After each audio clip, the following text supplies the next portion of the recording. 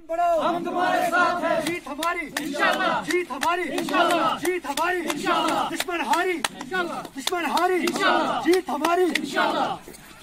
सब कदम बढ़ा, हम तुम्हारे साथ हैं। जीत हमारी इंशाल्लाह, जीत हमारी इंशाल्लाह, जीत हमारी इंशाल्लाह।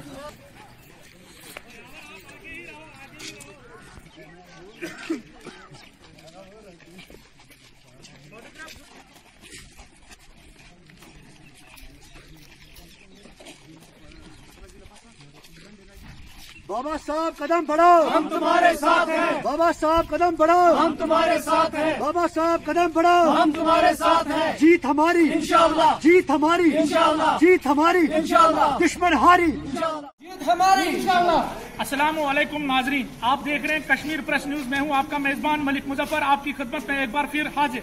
इस वक्त हम जनूबी कश्मीर जिला अनंतनाग के एक दूर दराज इलाके जिसका नाम कुकरनाग है। आप ये जानते हैं कि धारा 370 खत्म होने के बाद जम्मू कश्मीर के अंदर यूटी घोषित होने के बाद पहली बार डीडीसी के जो इंतखाबात है वो शदमत से जारी है।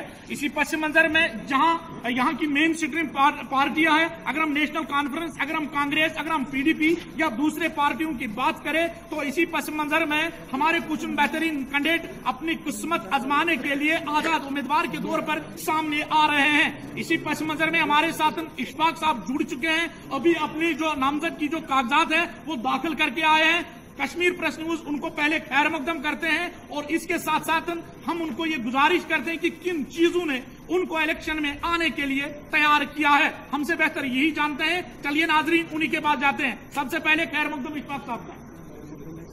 सबसे पहले मैं सबको सलाम देना चाहता हूं, क्योंकि यहाँ बहुत सारे सियासी लीडर अभी तक आए हैं और आते भी रहेंगे। जब तक जिंदगी है तब तक तो सारे आएंगे जी। लेकिन मैं सियासी लीडरों को उतना नहीं जानता हूँ जितना आप भी जानते होंगे मीडिया। लेकिन मेरी यही गुजारिश है लोगों से कि बहुत सारे वादे किए हैं लोगों ने, जो पूरे हुए या ना हुए उनकी तरफ अब जाने की जरूरत नहीं है। जस्ट फॉरगेट, उनको अब फॉरगेट ही कर देंगे। अब मेरा कहना यही है कि जितने भी मुझे यहाँ मतलब जिनके पास मुझे वोट लेने जाना है, उनसे एक ही गुजारिश है, अगर उनको मेरे ऊपर भरोसा है तो वो भरोसा करे, क्योंकि सियासतदानों ने आज तक कोई कसर नहीं छोड़ी भरोसा रखने के लिए जी। तो मैं एक ही गुजारिश करता हूँ वो, क्योंकि इंसान को सारा दुनिया जो चलता है ना ये एक भरोसे पे चलता है जी। हमारे जितने भी पैगंबर साहब है, मोहम्मद सल्लल्लाहु अलैहि वसल्लम साहब है, ये सारा हमने अपने आंखों से देखा नहीं है। आप सब मुसलमान जानते हैं ये हमने देखा नहीं आपको, लेकिन ये भरोसा एक होता है। ऐसे ही मैं बोल रहा हूँ आप भाई पे भरोसा करो, लेकिन मजबूर भी नहीं कर रहा हूँ कि आप भरोसा करो। मैं आपको बोल रहा हूँ हम मुसलमानों को सबसे ज्यादा यकीन तिलावत पे है। आप तिलावत मेरे सामने लाए, उस पे हाथ रख के कह रहा हूँ आप मुझे एक बार आगे चलने का मौका दो और कामयाब करो, इंशाल्लाह मैं आपके साथ हूँ।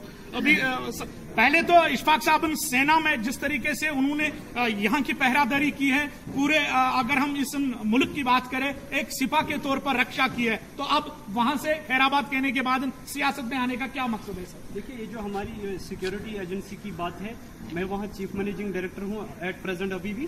तो वहाँ जो यूथ मेरे पास आ रहे, मतलब मैं सबको ऐसे कहूँगा क्योंकि यहाँ बुजुर्ग भी है, वो भी समझनी चाहिए। इमजन इतने गरीब गरीब आते हैं मेरे पास, बेरोजगार, ठीक है, चाहे वो किसी का भी बेटा हो, मुझे कोई ऐतराज नहीं है, वो मेरा भाई है जी। लेकिन उनको देख के मैंने ये कदम चुना है कि मैं भी देखूं।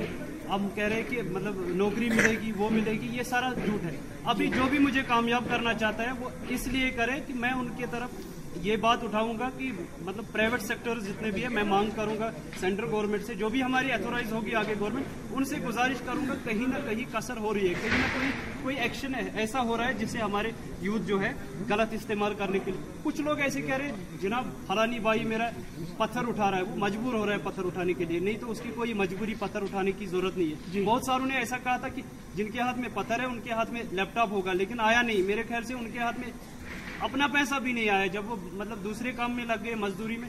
मैं वादा करता हूं आप लोगों के साथ प्राइवेट सेक्टर्स में मैं आपको हेल्प करूंगा और जहां भी हमारी मदद की जरूरत होगी वो मैं सही तरीके से करूंगा। धारा 370 के हवाले से अगर आप जीत जाएंगे तो क्या मेमोरेंडम होगा आपको यहाँ की मरकजी सरकार के लिए? देखिए मेमोरेंडम की बात अगर करें तो मैं सियासतदान नहीं हूँ। सबसे पहले आपको बुरा नहीं करना चाहिए। धारा 370 जो है वो हमारे बुजुर्गों से आ रहा था और अभी तक मेरे हिसाब से अभी चल रहा है, क्योंकि हमने कोई चेंज अभी नहीं देखी। हमने कहा यूटी अभी है, हमने ऐसा कोई कुछ नहीं देखा।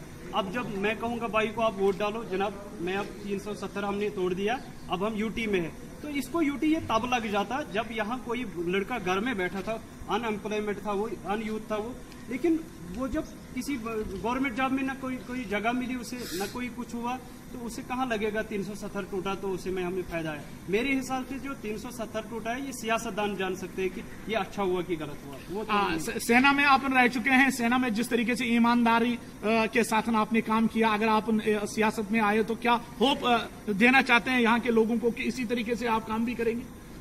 देखिए, मैं लोगों के साथ भी अभी भी हूँ, इंशाल्लाह रहूंगा भी। 3 साल से मैं लोगों के साथ हूँ, 3 साल से मेरे पास लोग जो है जी बिल्कुल मेरा साथ दे रहे हैं और मुझे इतना भी यकीन है कि मैं भी उनका साथ दूंगा। लेकिन कहीं कोई गलत भी इस्तेमाल होगा, इंशाल्लाह वो नहीं होने देंगे, ये मेरा वादा है आपसे।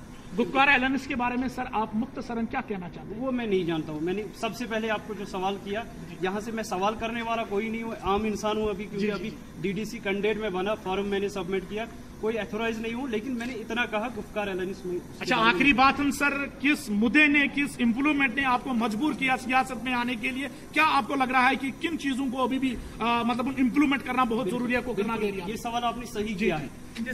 एक मौका ऐसा भी आया, मैं कहीं गया ब्लॉक में, अब नाम नहीं लेना चाहता हूँ वो कौन सा ब्लॉक है, क्योंकि वहाँ भी हमारे ऑफिसर वो भी भाई है। एक जगह पे मैं गया, कोई फाइल लेनी थी मुझे, जिस मकसद की लेनी थी वो मुझे अपना था, लेकिन कोई और भी आ रहा था फाइल लेके, तो फाइल रखने से पहले मैंने कहीं देखा गलत इस्तेमाल हो रहा था। वो फाइल जो आगे दे रही थी वो शायद नरेगा काम की फाइल थी। जी। वो जब आगे जा रही थी उसके बीच में चाहे 10,000 थे, 5,000 थे, मैं नहीं जानता हूँ कितना था, लेकिन मैं कह रहा हूँ जब मैं आऊंगा इंशाल्लाह, मैं वादा करता हूँ जब मैं आऊंगा इंशाल्लाह, वो जो उनका कमीशन बनता है जो बीडीओ साहब को देना होता है, किसी साहब को, वो नहीं कह सकते, क्योंकि हमने अपने आप को से देखा ही नहीं। हमने इतना देखा फाइल में पहले पैसे रखे, भाई क्यों रखे, या अंदर कमीशन देना पड़ता है। मैं वादा करता हूँ वो कमीशन उसी जहाँ वो नरेगा पैसेंजर, ये क्या बोल रहे, नरेगा काम की वो ड्रेन चलती होगी, वो उन्हीं गाँवों में देखेंगे कि कौन सा पीछे है, उसी को देंगे। जहाँ हम कहते हैं सदका ज़का, वो हम उसी को देंगे, वो जो ऑफिसरों को देना पड़ता है। मेरा कदम यही होगा, रुश्वतदारी कहीं नहीं होगी। बहुत बहुत शुक्रिया बात करने के लिए। Wish you all the best sir. Okay sir.